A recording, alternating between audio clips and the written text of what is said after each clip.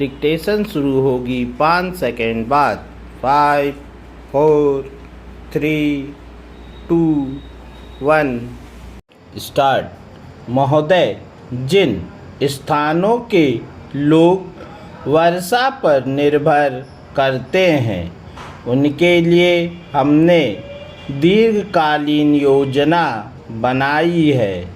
शुष्क क्षेत्रों के लिए कार्यक्रम के अंतर्गत ज्वार और बाजरे की पैदावार पर विशेष ध्यान दिया जाता है। सामान्यतः भूमि की अलग अलग किस्मों के बावजूद कोशिश यह की जाती है कि फसलों का एक ही स्वरूप रहे, लेकिन हमें नए सिरे से अब यह देखना होगा कि इस समस्या से कैसे निपटा जाए। कौन सी नई फसलों का विकास किया जाए और क्या नए तरीके निकाले जाएं जिससे लोगों को केवल मौसम की अनिश्चितता के कारण इतनी अधिक परेशानी न झेलनी पड़े।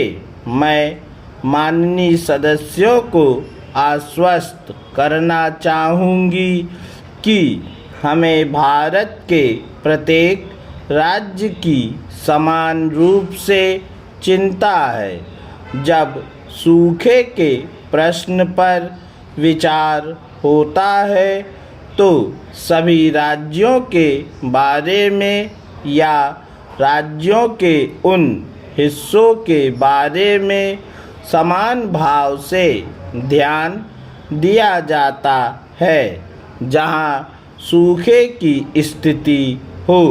मुझे दुख है और यह खेद का विषय है कि कुछ राज्यों के मन में यह बात है कि अमुक राज्य को अन्य राज्यों की अपेक्षा अधिक सहायता मिल रही है और इस तरह दुर्भाग्य से यह होड़ का एक विषय बन जाता है। जैसा कि मैंने पहले कहा, यह एक ऐसा मामला है जिस पर हम सबको अपने अन्य मतभेद भुलाकर एक ही उद्देश्य से काम करना चाहिए। इसी तरह से हम मिलजुल कर उन लोगों की सहायता कर सकते हैं जो कष्ट पा रहे हैं। मैं विशेष रूप से विपक्ष के सदस्यों से, उन माननीय सदस्यों से भी जो किसी पार्टी में नहीं हैं, अपील करूंगी कि वे इसे राजनैतिक या पक्षधरता का विषय न बनाएं। इस समय की यह एक सबसे बड़ी चुनौती है जिसका सामना करने के लिए सहयोग की बहुत व्यापक गुंजाइश है। जब पहले हमारे यहाँ जोरों का सूखा पड़ता था तो उस संकट के परिणाम स्वरूप हमने राष्ट्रीय आत्मनिर्भरता प्राप्त करने की अतिरिक्त प्रेरणा पाई थी।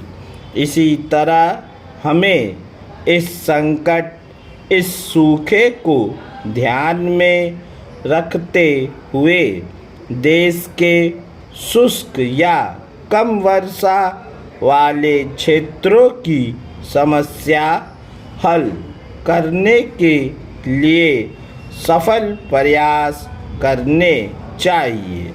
इस बार ऐसे ही क्षेत्रों पर सूखे का सबसे ज़्यादा असर पड़ा है।